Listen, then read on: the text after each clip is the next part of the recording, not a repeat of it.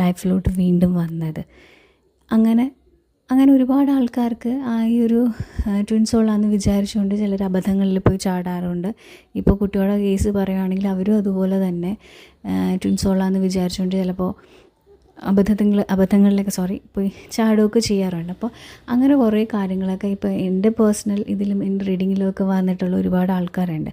അപ്പോൾ അതിൻ്റെയൊക്കെ ഒരു ഇത് വെച്ചിട്ട് ഞാൻ ഓർത്ത് അങ്ങനെയാണെങ്കിൽ എനിക്കറിയാവുന്നതും എനിക്ക് ഫീൽ ചെയ്തിട്ടുള്ള കാര്യങ്ങൾ ട്വിൻ സോൾസിനെ പറ്റി കുറച്ച് കാര്യങ്ങൾ പറയാമെന്ന്. എൻ്റെ ചാനൽ ഫസ്റ്റ് ടൈം കാണുന്നവരാണെങ്കിൽ ഒന്ന് ലൈക്ക് ചെയ്യുക, ഷെയർ ചെയ്യുക, സബ്സ്ക്രൈബ് ചെയ്യുക. നിങ്ങൾക്ക് എന്തെങ്കിലും ഡൗട്ട്സോ കാര്യങ്ങളോ ഉണ്ടെങ്കിൽ എൻ്റെ വാട്സാപ്പ് നമ്പറിൽ എന്നെ കോൺടാക്റ്റ് ചെയ്യാവുന്നതാണ്. അപ്പോൾ നമ്മൾ ട്വിൻ സോൾസ് എന്ന് പറയുമ്പോൾ എല്ലാവർക്കും അറിയാവുന്ന പോലെ തന്നെ ഒരു സോളിനെ രണ്ടായിട്ട് ഡിവൈഡ് ചെയ്ത് അങ്ങനെ ആണ് നമ്മൾ ഒരു ഹ്യൂമൻ ബോഡിയിലോട്ട് വരുന്നത്.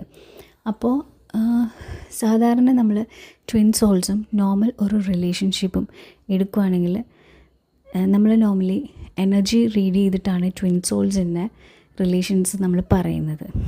അപ്പോൾ ഒരു ട്വിൻ സോളിൻ്റെ റീഡിങ് ട്വിൻ സോൾ നമ്മളെ കോൺടാക്റ്റ് ചെയ്യുമ്പോൾ നമ്മൾ അവരുടെ എനർജിയുമായിട്ടാണ് കണക്ട് ചെയ്യുന്നത്. എപ്പോഴും ട്വിൻ സോൾസ് എന്ന് പറയുമ്പോൾ അവർ എനർജി വൈസാണ് കണക്റ്റഡ്.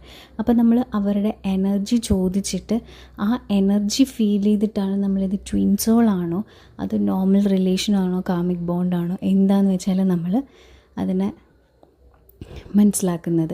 അപ്പോൾ നിങ്ങളൊരു റീഡിങ്ങിന് വിളിക്കുമ്പോൾ അല്ലെങ്കിൽ നിങ്ങളൊരു ട്വിൻ സോളാണെന്നും പറഞ്ഞ് നമ്മളെ കോൺടാക്റ്റ് ചെയ്യുമ്പോൾ നമുക്ക് നിങ്ങളിൽ നിന്നൊരു എനർജി ക്യാച്ച് ചെയ്യാൻ പറ്റുന്നില്ല.